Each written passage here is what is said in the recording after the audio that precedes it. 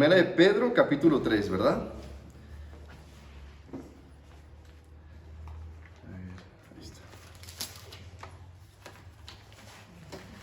Muy bien. Hermanos, pues vamos a continuar el estudio donde nos quedamos. Ha sido palabra intensa estas semanas. Todas las semanas desde que comenzamos los estudios en Romanos han sido intensos. Sin lugar a dudas, los que han estado desde el primer día saben que no ha habido un domingo que no sea intenso. Y no vayan a pensar, es que Germán está enojado y siempre anda regañando personas. No, es simplemente la palabra de Dios. Ya dependiendo de cómo esté la situación íntima de ustedes en su relación con Dios, es como van a sentir el mensaje de los domingos, ¿verdad? En lo personal, para mí han sido muy intensas. Y no creo que esta sea la excepción, de una vez les aviso. Bueno, entonces, para comenzar, estamos haciendo continuidad en el versículo 13. Nos quedamos hablando la semana pasada de que un hijo de Dios no camina en tinieblas, ¿verdad? Un hijo de Dios está reflejando a Cristo en su manera de vivir. Está reflejando a Cristo en todos los ámbitos. Específicamente hablamos de un par de cosas. El matrimonio para los casados, mujeres, como mujeres, ¿cómo deben ser las mujeres, hijas de Dios en el matrimonio? Si están casadas y su marido no ama al Señor, no es creyente, entonces que su comportamiento como santas del Señor, quizá por su comportamiento sus maridos vengan a Cristo Jesús. Por su comportamiento sus maridos puedan ver en ustedes a Cristo Jesús. Sujetas a sus maridos como al Señor mismo. Maridos, es 10 veces peor para nosotros. Porque les estaba diciendo, maridos, ay de ustedes, maridos, que traten mal a sus mujeres, que las hagan sentir mal, que las humillen, que las pisoteen, porque ciertamente el Señor de los cielos te va a pisotear si lo haces. Entonces es fuerte la reprensión aquí y la exhortación a comportarnos como hijos de Dios en estas áreas de nuestras vidas, ¿verdad? Que solamente los casados podemos entender respecto al trato de dos personas tan íntimo. También llegamos a hablar acerca del noviazgo, llegar acerca de cómo es que debe ser un noviazgo según la voluntad de Dios para poder agradarle. Y vamos a tener mucho en estos versículos. Yo quería avanzarle mucho, pero creo que por el tiempo igual no va a ser tan posible, pero vamos a continuar, ¿ok? A partir del versículo 13, dice, a lo mejor viene un poquito diferente en esta versión, pero no es tanto. No. Es una traducción viviente, ¿no? No, ¿qué tiene? No es tan diferente. Dice, gracias. ¿Y quién es el que os podrá hacer daño si vosotros tenéis celo por el bien? En la Reina Valera dice, si vosotros seguís el bien, ¿verdad? Aquí la palabra que en su versión dice, seguís el bien, en la palabra original que es griego, es mimetes agatos, que significa imitador de todo lo excelente, de todo lo bueno, de lo que es de buena naturaleza, de todo lo útil, de todo lo honorable. Eso significa mimetes, un imitador, agatos, de todo lo que es bueno. Entonces, una pregunta importante para continuar. ¿Qué puede ser más agatos que ser como Cristo Jesús? ¿Qué puede ser más bueno que ser como Cristo Jesús? Bueno, en base a eso vamos a continuar. Si alguno de ustedes se encuentra haciendo el bien, o sea, como acabamos de ver, siendo un imitador de Cristo, ¿podrá ser acusado de malvado y de perverso? Si alguno de ustedes se encuentra imitando a Jesús en sus vidas públicas y en sus vidas íntimas, ¿podrá alguien decir, eres un malvado, eres un perverso, eres una malvada o eres una perversa? Pues no, y si lo llega a hacer, pues no tendrá éxito. ¿Por qué? Porque no va a haber una evidencia que respalde esa afirmación. Al contrario, va a ser la obra de Cristo Jesús que haga deshacer en 1000 pedazos esa acusación. Quiero tomar 5 puntos. Punto número 1. No puedes, hijo de Dios, hija de Dios que estás aquí, no puedes ser acusado de caer en un comportamiento malvado si estás demostrando vivir de manera piadosa. ¿Qué significa vivir de manera piadosa? Agradando a Dios en todo. No puedes ser acusado o acusada de un comportamiento malvado si estás viviendo para agradar al Señor. No puedes. Punto número 2. Una persona que vive de manera piadosa demuestra con su vida el servicio a Dios al honrar a Cristo con su comportamiento, amando a los demás y teniendo a Dios como prioridad por sobre todas las cosas y por sobre todos. Entonces, punto número 1. Si eres un hijo de Dios y vives de manera piadosa, no puedes ser acusado como malvado. Punto número 2. Si tú eres una de esas personas piadosas, entonces, ¿qué es ser piadosa? ¿Qué es ser piadoso? Es que todo lo que tú haces sea respaldado por la palabra de Dios. ¿Por qué? Porque entonces estás viviendo para servir al Señor. Tu comportamiento está siendo una evidencia de que hay arrepentimiento. Tu comportamiento está siendo una evidencia de que eres un siervo de Dios. Un hombre, una mujer piadoso. Punto número 3.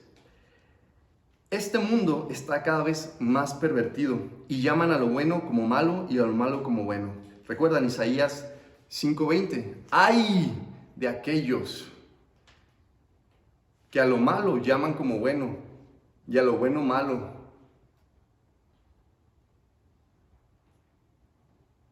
Que ponen las tinieblas como luz y la luz como tinieblas. A los que ponen lo amargo como dulce y a lo dulce como amargo. ¡Ay de aquellos!, dice el Señor. Y cuando el Señor dice ¡ay, hermanos!, es un cúmulo de tristeza, de disciplina de parte de Dios. Es un sonido, hermanos, solo quiero que sepan, si podemos llegar a decir algún sinónimo del ay del Señor, de terror. Es como pobres ilusos, no saben lo que les espera. Ay de aquellos que a lo bueno llaman malo y a lo malo bueno.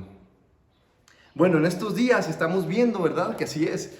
No necesitas ir a ninguna otra parte para darte cuenta de esto. Entonces, punto número 3. Este mundo está cada vez más pervertido. A lo bueno lo llaman malo y a lo malo lo llaman bueno. ¿Ok? Entonces ahora punto número 4. Los incrédulos han endurecido tanto sus corazones por el pecado que podemos ver en Romanos 1, 25 al 28.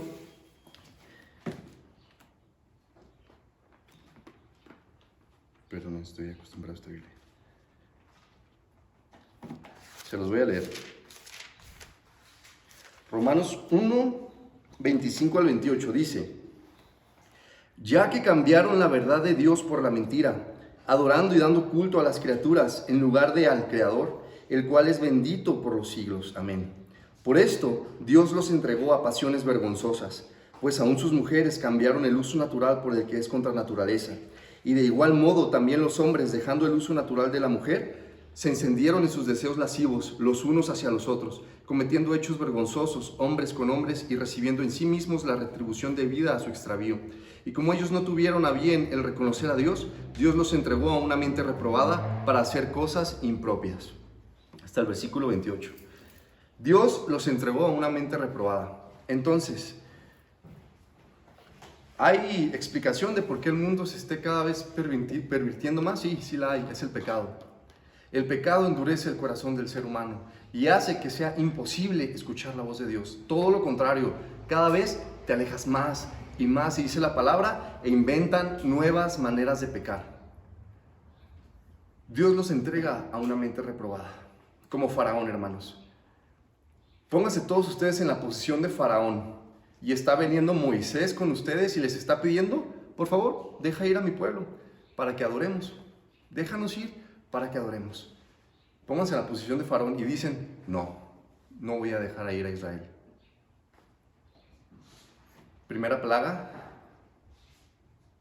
Yo con la primera plaga, hermanos, yo me iba con ellos. Yo dejaba Egipto y yo me iba con ellos. Yo, ¿verdad? Pero ¿qué pasa con un corazón endurecido? Segunda plaga, no. Tercera plaga, no. Cuarta, quinta, sexta, séptima, octava, novena plaga, no. Décima plaga. Todos aquí, bueno, no todos aquí, los que tienen primogénitos aquí, o sea, algún hijo, el primer hijo. Y los que no, imagínense que lo tuvieran. Décima plaga. viene el ángel del Señor y quita la vida de los primogénitos.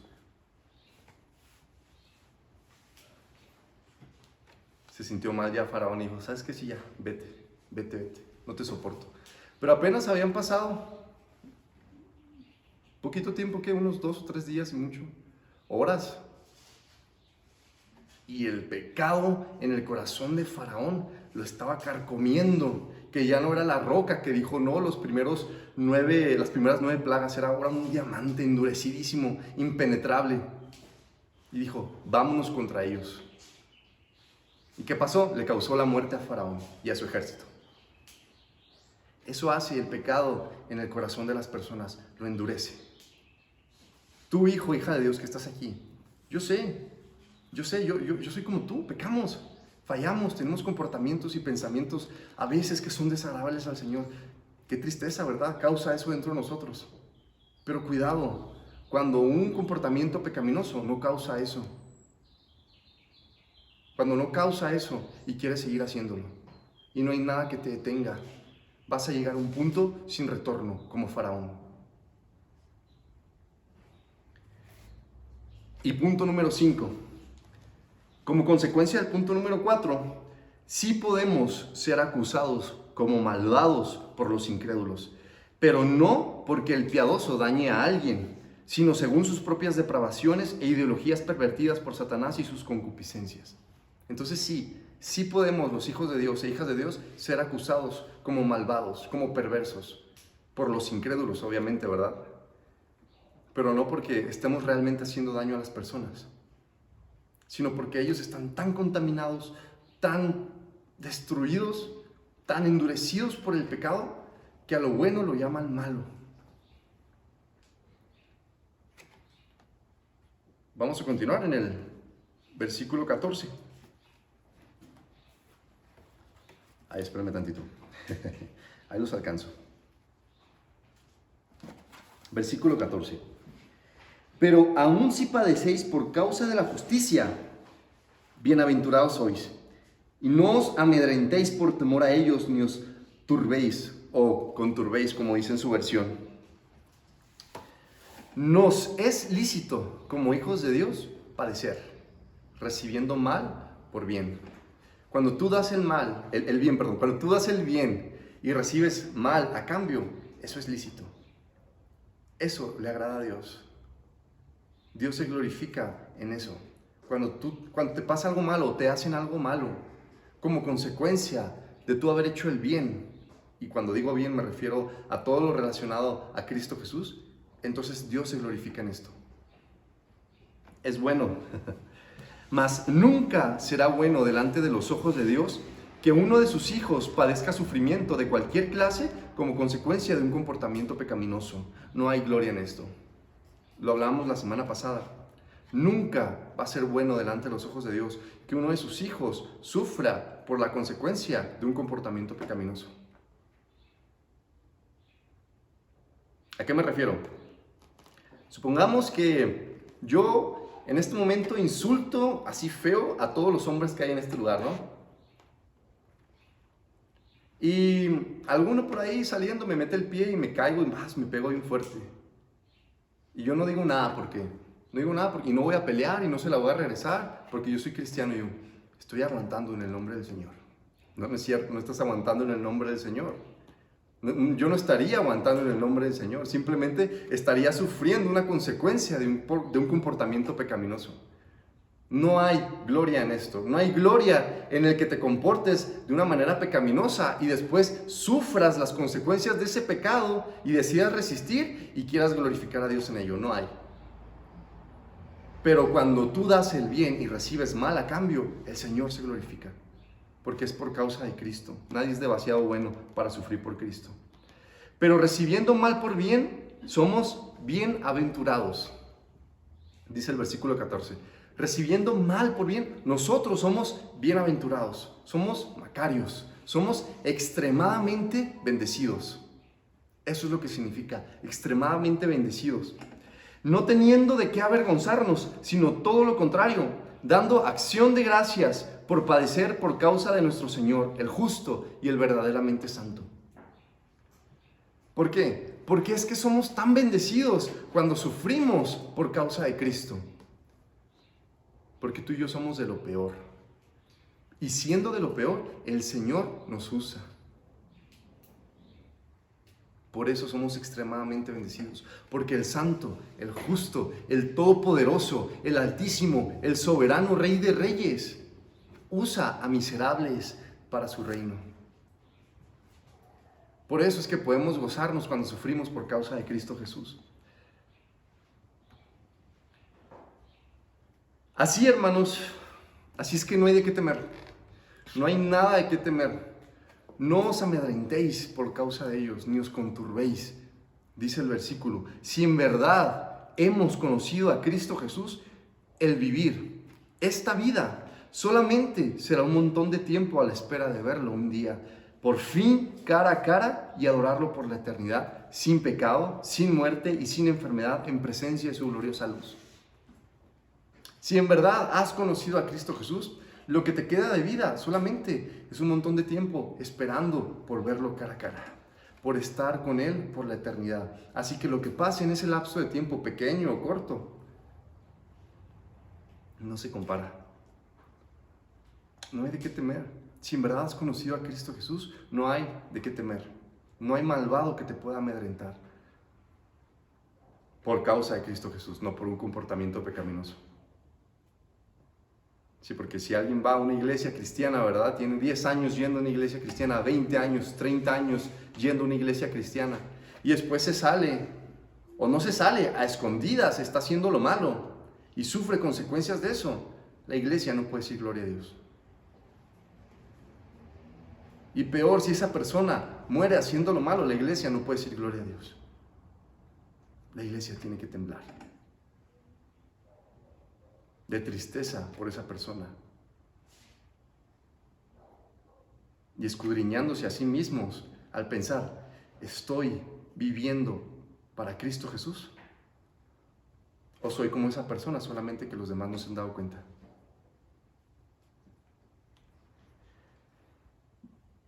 Les voy a leer Mateo, alguien que me pueda leer Mateo 10, del versículo 26 al 33, por favor.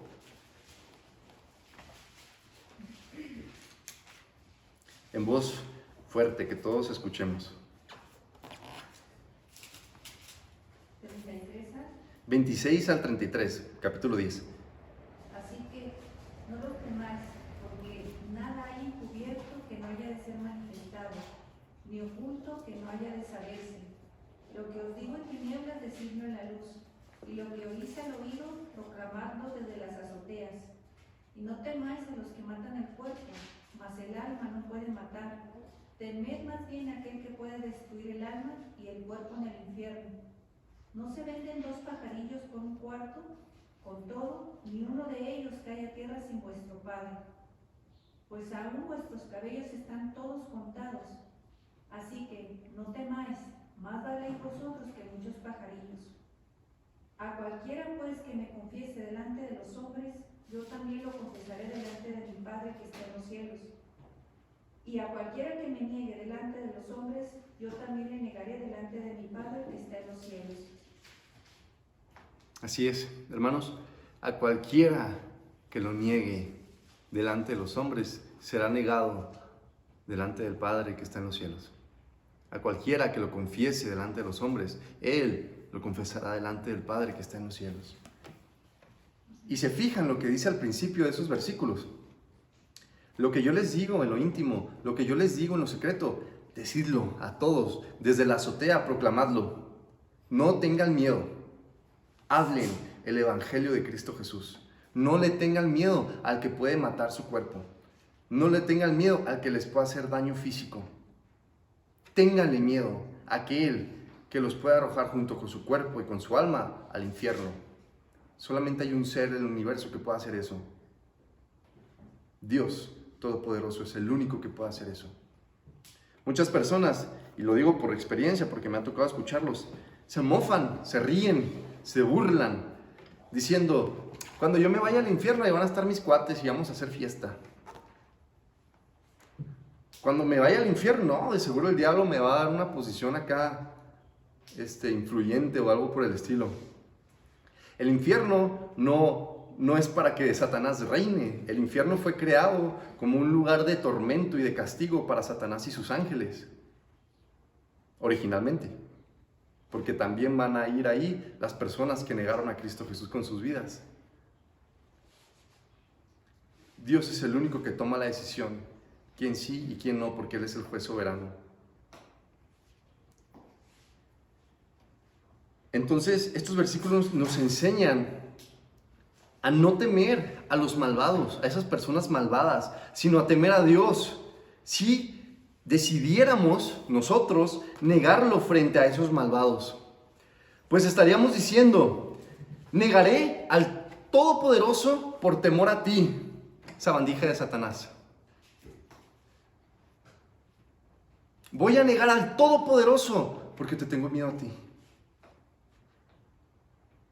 Voy a negar al Todopoderoso porque tengo miedo de que me digan cristiano, de que me vean leyendo la Biblia, de que me vean evangelizando.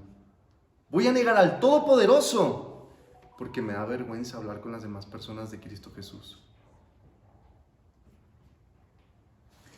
No tiene sentido darle la espalda al Creador por miedo a los débiles que nada pueden hacer para que vayas al cielo o vayas al infierno.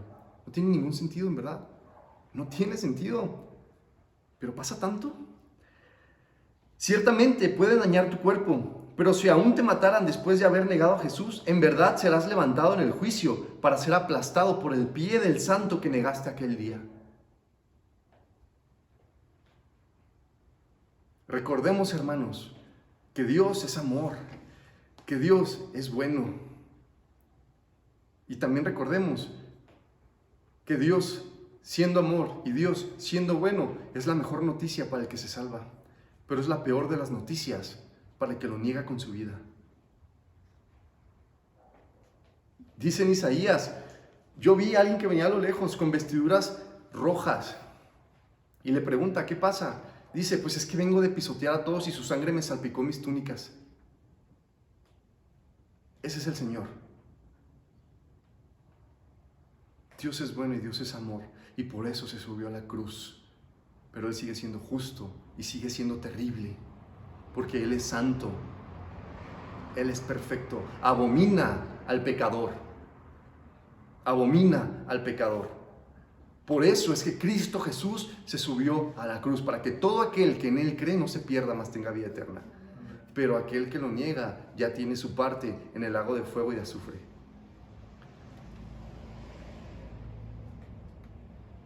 Versículo 15. Continúa: sino santificad a Dios el Señor en vuestros corazones, y estad siempre preparados para presentar defensa con mansedumbre y reverencia ante todo el que os demande razón de la esperanza que hay en vosotros. No teman, hermanos, a los que sirven al pecado en su maldad. Como les comentaba ahorita, ellos tendrán su parte en el lago de fuego y azufre. Pero primeramente den a Dios el mayor lugar en sus corazones. Procuren que al levantarse y al irse a dormir, nada ni nadie haya obstaculizado su relación con Dios. Procuren que al levantarse por la mañana y al irse a la cama o en donde duerman, nada ni nadie haya obstaculizado su relación con Dios. Santifiquen a Dios en sus corazones. Que Dios sea el rey de sus vidas. ¿Qué significa la palabra santo? ¿Alguien que me pueda decir?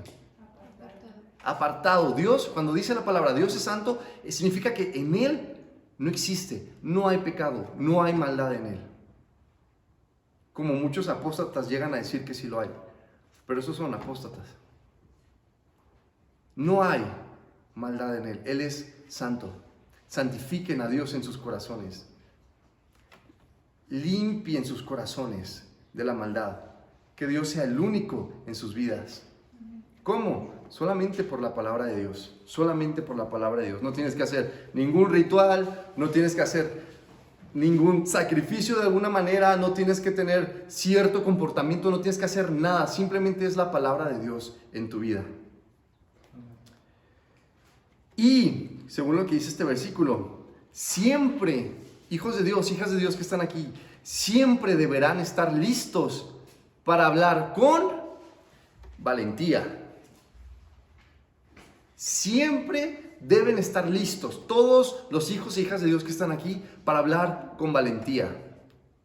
Pues una defensa no puede presentarse si el valiente no habla, ¿verdad?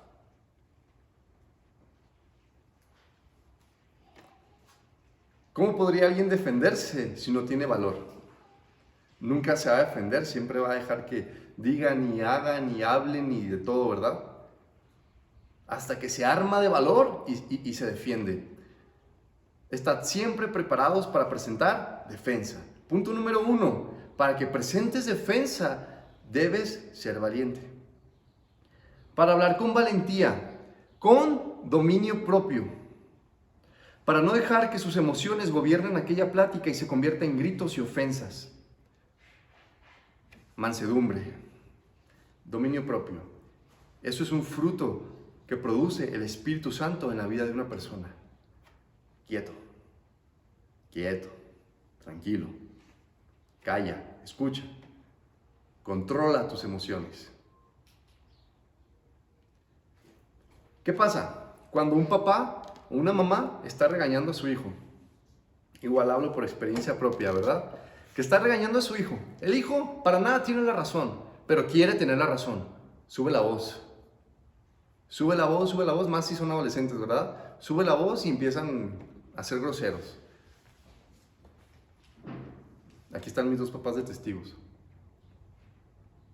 No hagan eso, hijos, de verdad. Qué mal se ven. Qué mal. Aparte que no tienen la razón, quedan en ridículo con sus papás.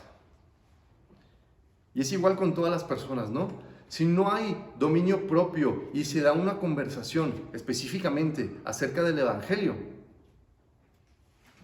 si no hay suficiente madurez en tu vida para hablar con una persona que está atacando, entonces recurre a proverbios, ¿no? Sé sabio y calla.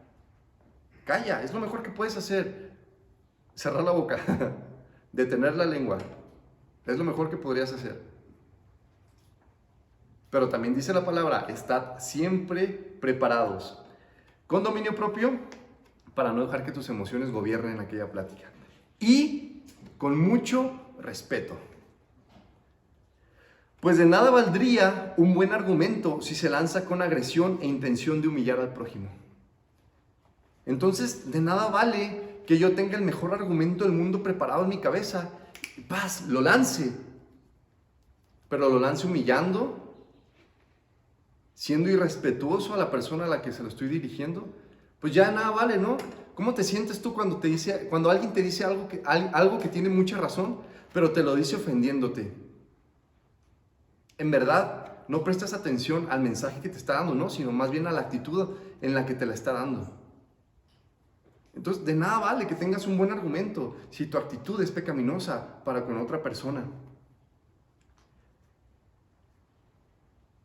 Ante toda persona que exija de ustedes una explicación congruente de la fe que poseen para salvación. Ante toda persona que exija de ustedes una explicación con congruencia de la fe que poseen ustedes para salvación. Yo antes interpretaba estos versículos como que tenía que estar atento y alerta para que en cuanto me encontrara un musulmán, un testigo de Jehová, un mormón, un satánico o cualquier tipo de secta, luego atacar. Luego llegar por sus puntos, ¿no? Los puntos que derrumban estas ideologías, estas sectas. Atacar, destruir lo que esa persona cree. Humillar si fuera posible. No es así. Es para toda la persona que demande de ti una razón. A ver, ejemplo. Voy a escoger 3 personas aquí que me digan por qué son cristianos. ¿Por qué Cristo Jesús murió por ustedes? ¿Qué significa la cruz? ¿Qué es el Evangelio? 3 personas voy a escoger que me digan solamente eso. ¿Qué es el Evangelio? ¿Qué significa la cruz? ¿Por qué Jesús murió por nosotros?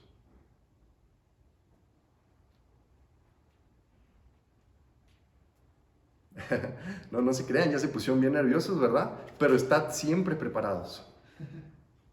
Estad siempre preparados. Y si la orden es que siempre deberán estar listos para hablar así, entonces ya deberían estar preparándose y creciendo en su madurez del conocimiento de Cristo, en toda oración y ruego para caminar en santificación en su conducta y pensamiento. Si el mandato es estad siempre preparados, entonces ya deberían estarse preparando. No sé si a ustedes les ha pasado, pero en mis años, cuando yo era un cristiano hipócrita y pecador, si alguien llegaba a preguntarme algo un poquito más profundo del Evangelio, yo no tenía idea y siempre me iba avergonzado, porque no tenía idea qué responder. Y no se trata de que te lleves la victoria en cada plática, no se trata de eso. Se trata de que a través de ti el Evangelio de Cristo pueda ser expuesto de la manera correcta a las demás personas. Específicamente en este versículo, a los que demanden de ti la razón. De eso se trata. Versículos 16 al 18. Dice: teniendo buena conciencia, para que en lo que murmuran de vosotros como malhechores, sean avergonzados los que calumnian vuestra buena conducta en Cristo. Porque mejor es que padezcáis haciendo el bien, si la voluntad de Dios así lo quiere, que haciendo el mal. Porque también Cristo padeció una sola vez por los pecados, el justo por los injustos, para llevarnos a Dios, siendo a la verdad muerto en la carne, pero vivificado en espíritu. Entonces, de nada serviría todo esto que estamos hablando, hermanos, si el que está dando la defensa de la fe tiene una conciencia pecaminosa. De nada serviría que alguien se levantara valiente, se levantara con respeto, primero escuchando, callando primero y después hablando, con moderación y con argumentos bien sólidos y válidos.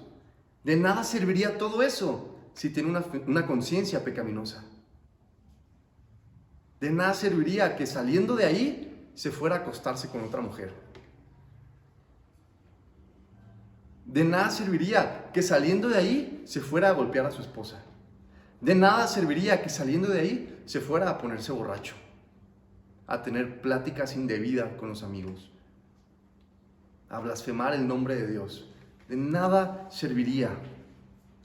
Pues los incrédulos lo acusarán de malvado y efectivamente estarán en lo correcto. Efectivamente estarán en lo correcto. Pero que tu conciencia, hermano, sea limpia, pues la palabra de Dios nos limpia y el Espíritu Santo nos hace de nuevo. Transforma nuestra mente para desear cosas santas y agradables a Dios. Porque es una obra completa del Espíritu Santo. Es una obra completa del Señor en nuestras vidas.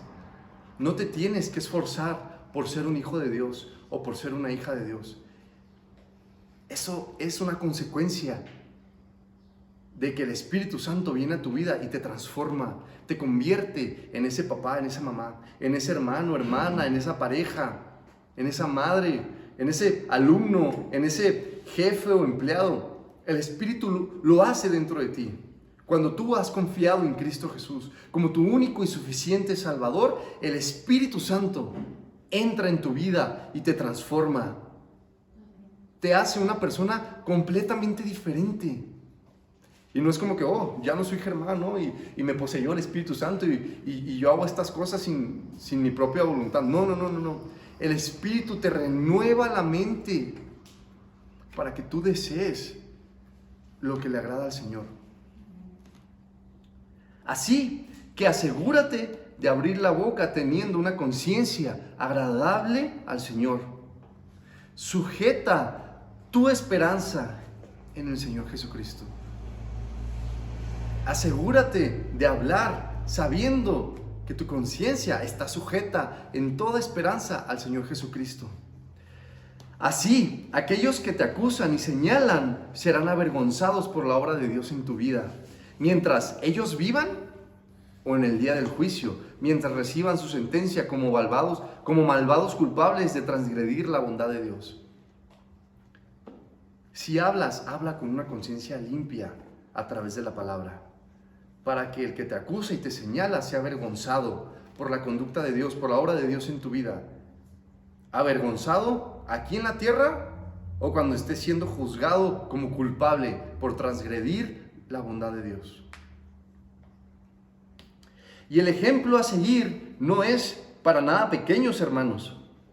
Es Cristo mismo dando su vida por nosotros los pecadores, asesinado por el pecado de muchos, acusado sin ningún motivo y odiado sin fundamentos. El único que jamás pecó, que jamás agredió a nadie, aceptó su sentencia de muerte para así poder salvar y dar vida a muchos pecadores. Ese es el ejemplo que tú tienes. Ese es el ejemplo que cada hijo de Dios en este planeta tiene, Cristo Jesús. Por eso es mucho mejor sufrir en esta vida como consecuencia de amar a Dios y vivir para agradarlo, amando al prójimo, que temer al malvado y ser un cristiano de la secreta.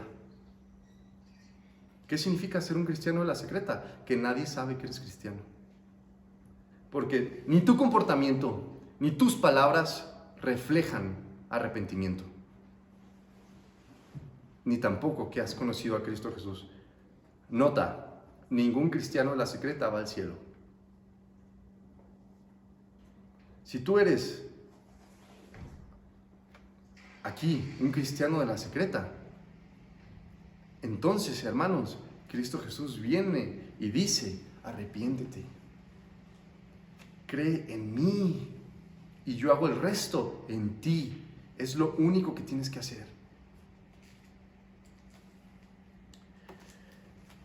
Versículos 18 al 20. Nada más de la última parte del 18 al 20. Dice: pero vivificado en espíritu. 19. En el cual también fue y predicó a los espíritus encarcelados, los que en otro tiempo desobedecieron, cuando una vez esperaba la paciencia de Dios en los días de Noé, mientras se preparaba el arca, en la cual pocas personas, es decir, 8, fueron salvadas a través del agua. Ok, nos vamos a detener tantito en estos versículos. ¿Se acuerdan, verdad, de la historia de Noé? La tierra estaba depravada en aquel tiempo, llena de maldad.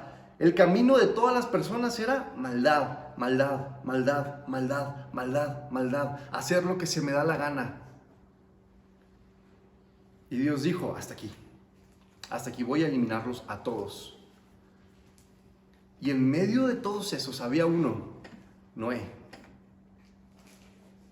Que hay muchas conclusiones de grandes teólogos, ¿verdad? Que posiblemente lo escogió él porque era una línea en donde no se había mezclado la sangre de Set con la sangre de los hijos de Caín, ¿no?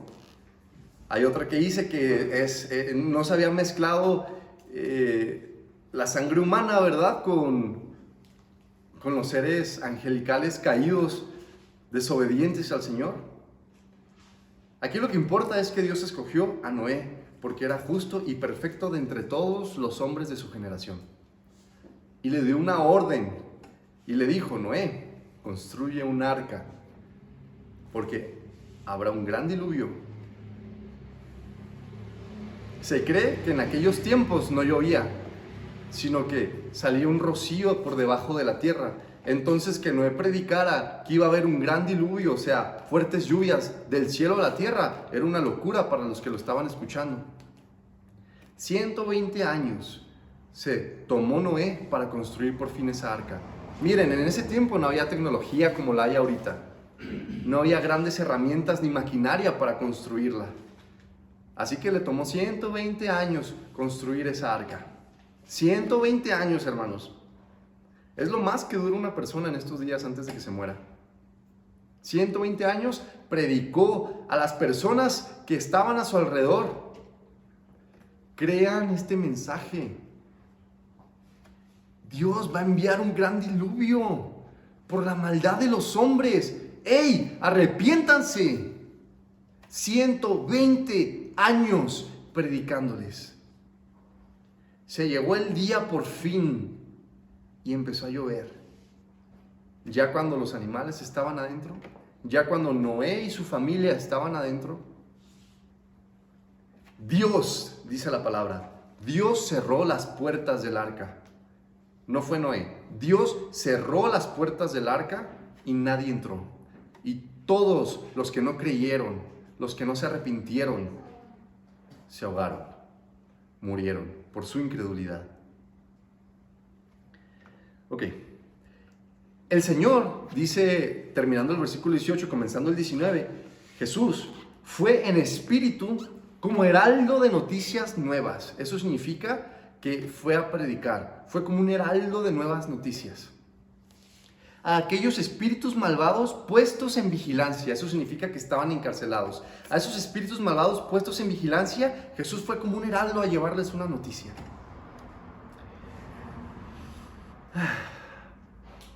Tal vez anunciando su victoria y dictando sentencia sobre los desobedientes, porque el mensaje del Evangelio es digno de ser hablado en todo el universo a todos los seres de todas las épocas. Me gusta decir, hermanos, que hay que ser bíblicos. ¿Qué significa hay que ser bíblicos? Significa habla donde la Biblia habla y cállate donde la Biblia no habla. ¿Ok? Eso significa ser bíblicos. Entonces, lo que les estoy compartiendo de estos versículos es lo que he estudiado y lo que también otros hermanos han estudiado, ¿ok?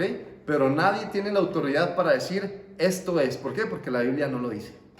Y ya, sin más. Personalmente no creo que lo que les predicó fue arrepentimiento, pues aquí la palabra predicación no significa hablarles las buenas nuevas, solamente las nuevas. ¿Qué significa? Solamente las noticias. Solo son buenas nuevas para los vivos, porque son los únicos que tienen oportunidad de arrepentirse y de creer. Los muertos ya nada saben. Solamente los vivos, tú que estás aquí respirando todavía, tienes oportunidad de arrepentirte y de creer. Dice en Hebreos 9:27, y de la manera que se estableció para los hombres que mueran una sola vez y después de esto el juicio. ¿Qué significa, hermanos? Que aquel que muere sin Cristo Jesús, sin arrepentimiento, sin creer y confiar en Cristo Jesús como su único y suficiente Salvador, ya nada saben, solamente les espera el juicio. Aquí hay un gran motivo de urgencia, hermano, para que prediques el Evangelio a todas las personas, porque están muriendo muchos sin Cristo Jesús. Y si tú no abres la boca, y si a través de ti no ven a Cristo Jesús, a través de nadie lo van a ver.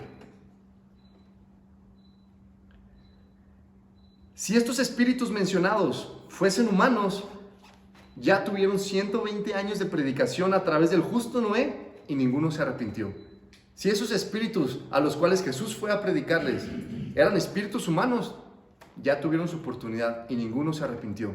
Si estos espíritus mencionados fuesen aquellos ángeles caídos, ya tuvieron su oportunidad de permanecer en Dios, pero prefirieron seguir un líder perverso y lleno de maldad. Así que, hermanos, si aquellos espíritus eran espíritus humanos o ángeles caídos, en realidad no importa. La victoria de Cristo Jesús es una mala noticia para ambos. Si eran demonios o si eran espíritus humanos desobedientes, no importa. La victoria del Señor es mala noticia para ambos. Versículos 21 al 22. El bautismo que corresponde a esto ahora nos salva, no quitando las inmundicias de la carne, sino como respuesta de una buena conciencia hacia Dios por la resurrección de Jesucristo, quien habiendo subido al cielo está a la diestra de Dios y a él están sometidos ángeles, autoridades y potestades. Entonces, hermanos, el mundo en aquel tiempo, estamos hablando de los días de Noé, fue purificado por agua, cuando erradicó Dios casi por completo a la humanidad perversa y salvó solamente 8 personas. 8 personas, hermanos. No sé si ya lo habíamos comentado aquí. En aquel tiempo no sé cuántas personas hubiera. Ustedes pueden hacer sus cálculos según la descendencia que nos dice el Antiguo Testamento. No sé cuántos miles, decenas de miles, cientos de miles o los poquitos millones que llegó a haber en aquel momento. Porque si algo sabemos hacer los seres humanos es reproducirnos. Entonces, aparte de que vivían muchísimos años, la humanidad crecía rápidamente en aquel tiempo. No sé cuántos miles o 100 miles o millones había, solamente 8 se salvaron. Y cuando la Biblia nos dice que pocos son los que entran por la puerta angosta, pocos son pocos. Pocos son pocos. Porque no todo el que me dice el Señor, Señor, entra en el reino de los cielos.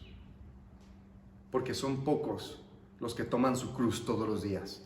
Porque son pocos los que abren la boca hablando el evangelio aunque les cueste la vida.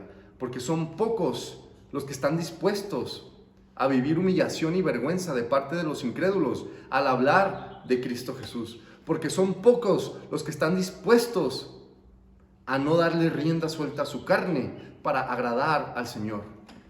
Porque son pocos los que realmente conocen a Cristo Jesús. Y pocos son pocos. Por eso, hermano, debes preocuparte por tu salvación. Por en dónde estás parado, en la roca o en la arena. Y lo comentaba con algún hermano, que ya no me acuerdo con quién lo comentaba. Seguramente si tuviéramos esa conciencia en la eternidad, la mayor sorpresa que nos vamos a llevar, lo digo yo, no lo dice las Escrituras, ¿ok? No es a quién nos vamos a encontrar en la eternidad, como, caray, yo creí que tú no ibas a hacer algo. No. La mayor sorpresa que nos vamos a llevar estando en la eternidad será a quién no nos vamos a encontrar en la eternidad. Tengo tiempo buscando a esta persona en el cielo. No está. No está. ¿Por qué no está? ¿Por qué no está? Si él era cristiano. Él estaba en la alabanza. O él era pastor. O él tenía 50 años, 60 años yendo a una iglesia cristiana. ¿Por qué no está aquí? Porque son pocos los que realmente conocen a Jesús. Y más importante, los que son conocidos por Cristo Jesús. Eso debería hacerte temblar. Eso debería hacer que examines tu vida y te preguntes en dónde estás parado. Ok.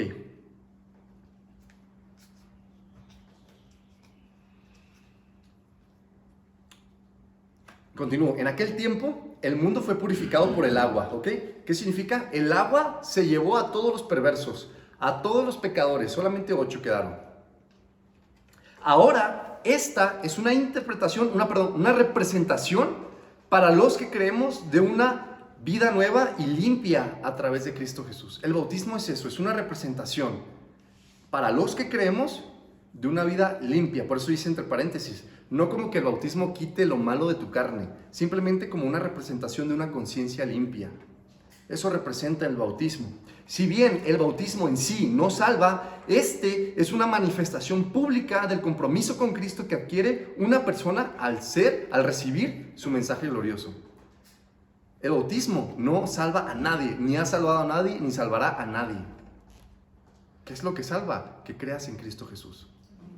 Eres revestido de justicia y de santidad del Señor solamente por creer en Él, no porque te sumerjan en agua o porque te aspiren agua, ¿no? Los que creen siempre se están peleando, ¿no? Que si el bautismo es por inmersión o es por aspersión, ¿no? Y se están agarrando ahí todo. Si te salpicaron agua, o te metieron en un río, o en el mar, o en una alberca, o te reventaron un globo en la cabeza, si tu vida no refleja arrepentimiento, nada bueno te espera. Nada bueno te espera. Un humano que ama su vida pecaminosa, por supuesto que querrá bautizarse si le dicen que así será salvado de la ira de Dios. Pues nada, tonto, ¿verdad? Y yo entre esos. Un humano que ama su estilo de vida pecaminosa, si le dicen, bautízate y eres de Cristo, pues patitas, ¿para qué las quiero, no? Se quita la ropa y sí, yo te recibo, vámonos al agua. Y ya como cierta confianza, ¿no? Ya, listo. Pero jamás querrá bautizarse si primero se le dice que para que sean borrados sus pecados, arrepiéntanse y vuelvan a Dios, a fin de que vengan tiempos de descanso de parte del Señor. Hechos 3:19. ¿Y por qué digo jamás? Porque estoy hablando de personas que aman su estilo de vida pecaminoso. Jamás van a querer arrepentirse, porque aman el pecado. Jamás van a querer someterse a Cristo Jesús, porque aman la maldad en la que se desenvuelven. Sin embargo, por la gracia y misericordia del Señor, te escoge a ti, me escoge a mí. Igual de perversos que esas personas. Y deposita en nosotros fe, la despierta a través de la predicación, para que nos demos cuenta de lo perverso que somos y cuánto necesitamos un Salvador, para que así podamos, a través de las Escrituras, conocer a Cristo Jesús. Creer con todas nuestras fuerzas que Él es único y suficiente para salvarnos. Y entonces Él nos da vida nueva y el Espíritu Santo nos sella como posesión adquirida de Dios, como una promesa de lo que está por venir para sus hijos. Entonces, el bautismo es única y exclusivamente para aquellos que han recibido el Evangelio y arrepentidos han creído en Cristo Jesús como su único y suficiente Salvador. Todo el mundo puede bautizarse, todos pueden bautizarse, pero no todos los bautizados irán al cielo. Solo aquellos que en verdad creyeron, aquellos en quienes el Espíritu de Dios vino a dar una vida nueva y eterna. Todos aquí pueden bautizarse, o todos aquí pueden estar bautizados. Pero si en verdad no creyeron y con sus vidas reflejaron el arrepentimiento, de nada les sirvió, nomás se mojaron la ropa de balde. Sí es algo que debe de hacer alguien que cree. Si tú has creído en Cristo Jesús, si tú te has arrepentido de tu pecado y no te has bautizado, debes bautizarte. Debes bautizarte como un acto público de que estás de acuerdo con Cristo Jesús. Como un acto público de que crees, no importa quién esté presente, que Cristo Jesús es tu Señor y tu Salvador. Debes bautizarte si no te has bautizado. Pero si ya te bautizaste y no has creído, no te has arrepentido, déjame decirte que no te sirvió de nada. Y si en este momento no te has arrepentido y no has creído y te quieres bautizar, déjame decirte que no te va a servir de nada. Solamente la fe en Cristo Jesús, porque no por obras, sino por gracia, para que nadie tenga de qué presumir. Yo llegué al cielo porque hice esto, nadie. Podemos entonces estar seguros que nos bautizamos con la fe correcta, pues es Jesús quien está a la diestra de Dios y toda la creación está sujeta a Él. Eso significa que te estás bautizando en Cristo Jesús y puedes estar seguro en esto. Y no hay a nadie a quien temerle. Y esta vida pasará y sus deseos. Este mundo pasará. Pero la palabra de Dios permanece para siempre y nosotros permanecemos en Cristo Jesús para siempre, porque Él está en nosotros permaneciendo. Él nos hace permanecer en Él. Si has creído en Cristo Jesús, hermanos, eres de Cristo Jesús para siempre. No tienes nada de qué temer. Porque lo hemos dicho antes, la salvación no se pierde, no tienes nada de qué temer. Cristo Jesús no pierde a ninguna de sus ovejas. Pero es necesario que la tribulación, que los días malos vengan. ¿Para qué? Para que la cizaña salga de entre el trigo. Para que las cabras reluzcan de entre los que son ovejas. Teme a Dios, porque este es el principio de la sabiduría. Y el temer a Dios es aborrecer el mal. Examina tu vida, escudriña cada paso que has dado. este día.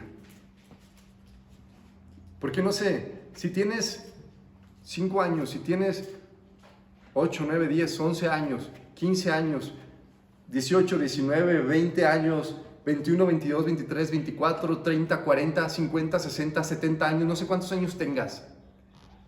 Pero si hoy mueres sin Cristo Jesús, nada bonito te espera. El Rey del universo te va a aplastar por malvado, por perverso, por perversa. Y no vas a tener ninguna excusa que presentarle al Santo. Pero no sé cuántos años tengas. Si tú has hecho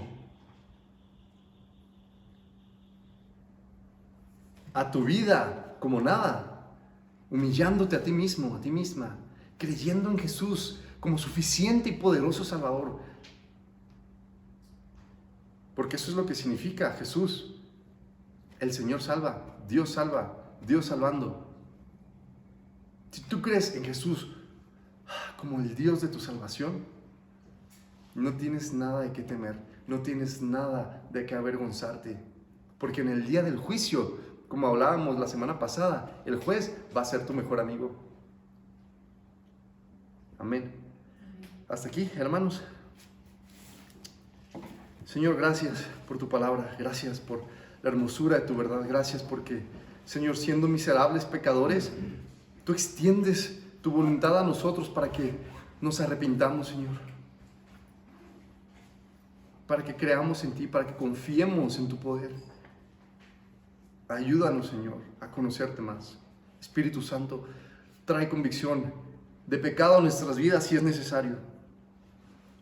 Trae revelación de Cristo Jesús. ¿Quién es Cristo Jesús a nuestras vidas? Para que podamos crecer en la verdad, crecer en el conocimiento de qué tan hermoso es Cristo Jesús. De las maravillas de Dios, el Padre, en la persona de Cristo Jesús. Bendice, Padre Santo, a tu pueblo. Fortalécenos en tu verdad. Ayúdanos en nuestra debilidad. Sosténnos con tu diestra. Sálvanos, Padre, con tu diestra. Haznos caminar, Señor, por caminos de justicia, por sendas de rectitud. Renueva en nosotros la alegría, el gozo de recibir salvación del Santo, del Justo. Bendito eres para siempre, Dios. Que esta palabra la podamos llevar a nuestra vida práctica. Hoy en la tarde y cada día de esta semana y cada día de nuestras vidas hasta que tú regreses, Señor. En tu nombre bendito, Cristo Jesús. Amén.